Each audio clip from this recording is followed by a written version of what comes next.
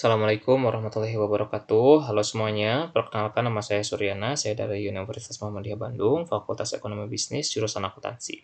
Di sini saya akan membahas beberapa tutorial rumus Excel yang insya Allah akan selalu bermanfaat saat kita mengerjakan tugas ataupun dalam bekerja. Saya membuat video ini dalam rangka memenuhi salah satu tugas mata kuliah Sistem Informasi Akuntansi. Oke, kita langsung saja ya. Jika kita memiliki data seperti ini, hal yang harus kita lakukan untuk menghitung total nilai yaitu menggunakan rumus SUM. Dalam kurung, blok, nilai yang ingin kita hitung. Keluar 265. Nah, jika kita menghitung secara manual juga akan sama ya. Langsung kita drag saja ke bawah. Untuk menghitung rata-rata nilai, saya akan menggunakan rumus average. Dalam kurung, blok juga nilai yang akan kita hitung. Dalam kurung, 88,3. Nah, tinggal drag saja ke bawah. Nah, kita pindah dulu ke bawah. Di sini saya akan menghitung banyaknya murid di kelas dengan menggunakan rumus count. Sama dengan blok total nilai. Dalam kurung 10. Totalnya kita hitung ya, 1, 2, 3, 4, 5, 6, 7, 8, 9, 10. Betul, ada 10. Nah, jika misalkan ada pertanyaan, kenapakah menghitungnya total nilai, bukan namanya? Nah, kalau misalkan menghitung namanya juga bisa. Tapi harus kita modifikasi rumusnya sedikit. Itu masih tetap menggunakan count. Yang saja di akhirnya ditambahkan A. Dalam kurung blok nama. Enter. Totalnya sama 10 ya. Untuk rumus nilai rata-rata tertinggi, di sini kita akan menggunakan rumus max. Dalam kurung blok rata-rata nilai. Keluar 88,7 paling besarnya. Sebaliknya untuk nilai rata-rata terendah, kita menggunakan rumus min. Blok lagi rata-rata nilai. Nah, maka keluar 47,0 untuk yang paling kecil ya. Nah, untuk rumus yang berikutnya itu kita akan menggunakan rumus if. If adalah rumus yang akan sangat sering digunakan untuk kita menguji sebuah pernyataan atau kriteria. Nah, di sini kita sudah membuat kriteria kelulusan berdasarkan nilai rata-rata ya. Jika nilainya di atas 65 sampai 100 maka akan lulus. Jika di bawah 65 maka tidak akan lulus. Nah, langsung saja kita gunakan sama dengan if dalam kurung, logical testnya kita masukkan ya yang tadi. Jika nilai Andi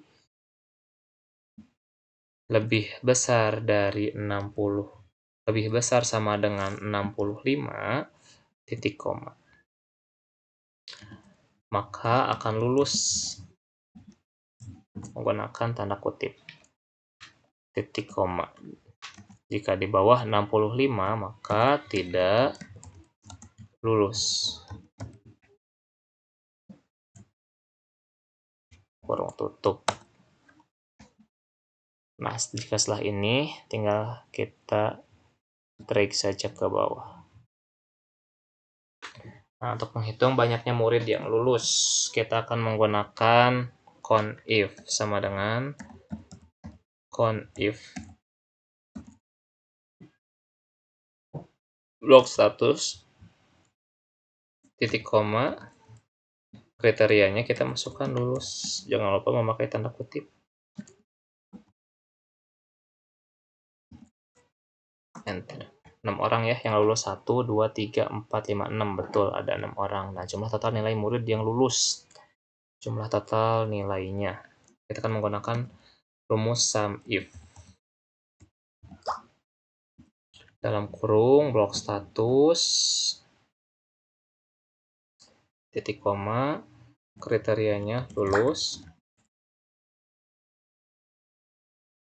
titik koma, masukkan total nilai blok, kurung tutup, 1427 untuk total nilai murid yang lulus. Nah, untuk rata-rata nilai murid yang lulus, kita menggunakan average if sama dengan average if dalam kurung blok status kelulusan, titik koma, masukkan kriteria lulus,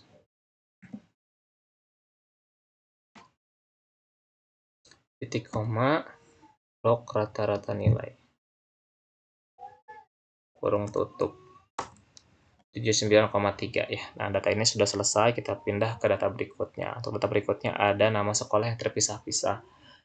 Nah, jika ingin menyatukannya, ini juga ada rumusnya ya, jangan diketik secara manual. Jika datanya banyak, maka juga akan susah ya. Kita pakai rumus concatenate. Dalam kurung SDN, karena di sini kita akan memakai spasi, maka pakai tanda kutip, space tanda kutip, titik koma, 14,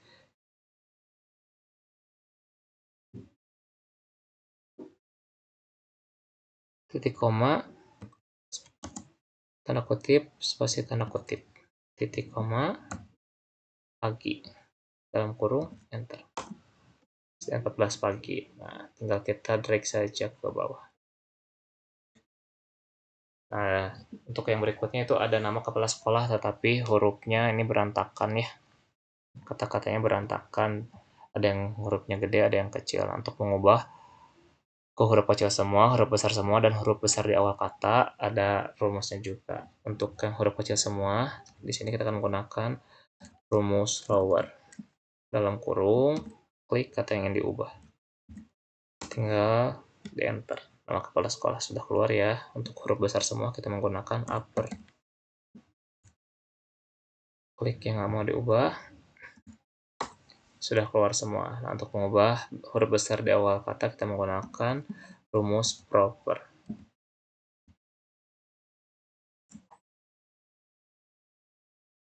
Dalam kurung klik yang mau diubah. Sudah ya. Untuk data yang ini juga sudah beres. Kita langsung lanjut ke data berikutnya. Nah, untuk di data ini kita akan menggunakan metode atau rumus VLOOKUP, HLOOKUP. Secara definisi, HLOOKUP dan VLOOKUP itu sama. Kita mau mencari data tertentu dengan tabel referensi yang lain. Nah, VLOOKUP yaitu data yang menurun atau vertikal, sedangkan untuk HLOOKUP yaitu data yang mendatar atau horizontal, seperti ini. Dan ini vertikal, ini horizontal.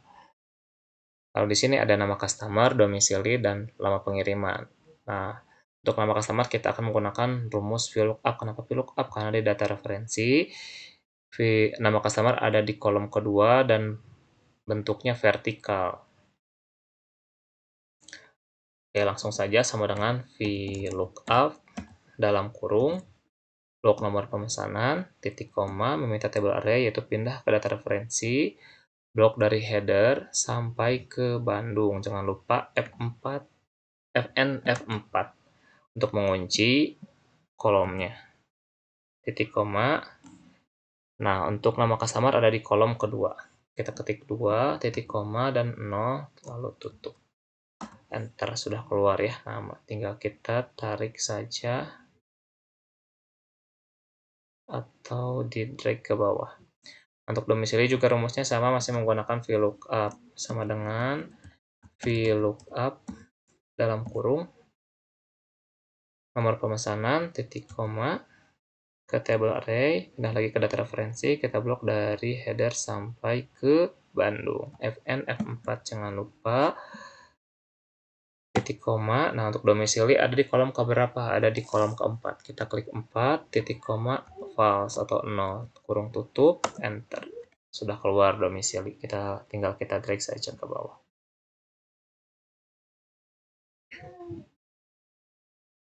Nah, untuk lama pengiriman, karena di data referensi berbentuknya horizontal, maka kita akan menggunakan HLOOKUP. Rumusnya masih sama dengan VLOOKUP, HLOOKUP dalam kurung, drag domisili, titik koma, kodraksi, setnya blok domisili, langsung pindah ke table array, blok yang data horizontal sampai Surabaya, FN F4 untuk mengunci, jangan lupa. Jika vertikal kolom, maka horizontal itu baris. Nah, untuk baris Untuk lama pengiriman ada di baris kedua. Maka kita tambahkan 2. Titik koma dulu, 2. Titik koma lagi. False atau 0, kurung tutup. Enter. 2 hari, tinggal kita tarik saja. Nah, sudah keluar semua ya. Nah, untuk data yang ini juga sudah beres. Nah, kita akan pindah ke data yang berikutnya, yaitu pivot table. Pivot table ini salah satu fitur yang paling berguna di Excel karena dapat mengolah data dengan cepat dan dapat diakses di tab insert atau disisipkan di sini. Tinggal kita klik saja. Nah, sudah keluar seperti ini, jangan banyak yang diubah ya. Di sini minta mau di lembar kerja baru atau di sheet baru atau lembar kerja yang ada. Di sini untuk memudahkan kita mengetahui di lembar kerja yang ada saja ya. Lalu untuk lokasinya kita pilih di F4, di sini saja. Tinggal kita oke. Set. Nah, udah keluar seperti ini.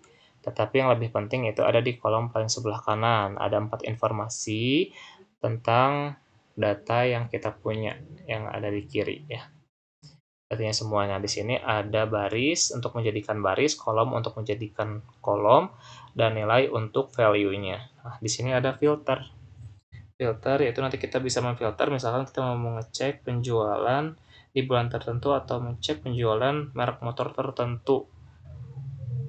Itu bisa ya menggunakan filter. Nah, oke, kita langsung saja misalkan untuk motor kita masukkan di baris keluar Kawasaki, Honda, Yamaha. Untuk areanya saya masukkan di kolom. Sudah keluar ya, Bandung, Jakarta, Surabaya. Lalu untuk penjualnya tinggal dimasukkan ke nilai. Nah, sudah keluar. Untuk Honda di Bandung, Jakarta, Surabaya, Kawasaki juga sudah keluar ya penjualannya. Nah, hebatnya pivot table yaitu bisa menambahkan kolom dan total keseluruhan. Jadi kita sudah tahu total keseluruhan penjualan di Bandung untuk Honda dan Kawasaki itu ada 46.500.000. Oke, di sini kita ubah dulu. Kita pakai dulu ini biar enak dilihat. Nah, 46.500.000. Nah, misalkan mau diubah nih ke bulan. Areanya kita ganti bulan ya. Areanya kita pindahkan, dikeluarkan, kita ganti dengan bulan. Bulannya dipindahkan ke kolom. Nah, ini penjualan bulan Januari, Februari, dan Maret untuk motor Honda. Nah, jika kita mau memakai filter, gampang. Kita masukkan motor di filternya. Misalkan kita mau mencari penjualan motor di bulan tertentu. Kita masukkan motor di filter. Masuk nih. Tinggal kita pilih motornya. Mau motor Honda, Kawasaki, atau Yamaha. Nah, ada beberapa nih. Ada 2 yang mau kita pilih. Maka pilih dulu. Pilih beberapa itemnya. Diaktifin dulu. Nah, nanti kita tinggal pilih. Mau yang mana yang ditampilkan. Nah, misalkan pengen Yamaha saja. Maka klik Yamaha. Langsung oke. Nah, ini sudah keluar penjualan motor Yamaha di bulan Januari ada 13 juta, Februari 11 juta, Maretnya 23 juta. Nah, totalnya ada 47 juta. Nah, jadi sudah memudahkan kita untuk mengecek penjualan di bulan tertentu. Jika mau yang lain juga bisa ya. Untuk videonya saya cukupkan sekian. Mudah-mudahan rumus-rumus yang saya beritahu bisa bermanfaat bagi yang lain, terutama untuk saya. Terima kasih. Wassalamualaikum warahmatullahi wabarakatuh.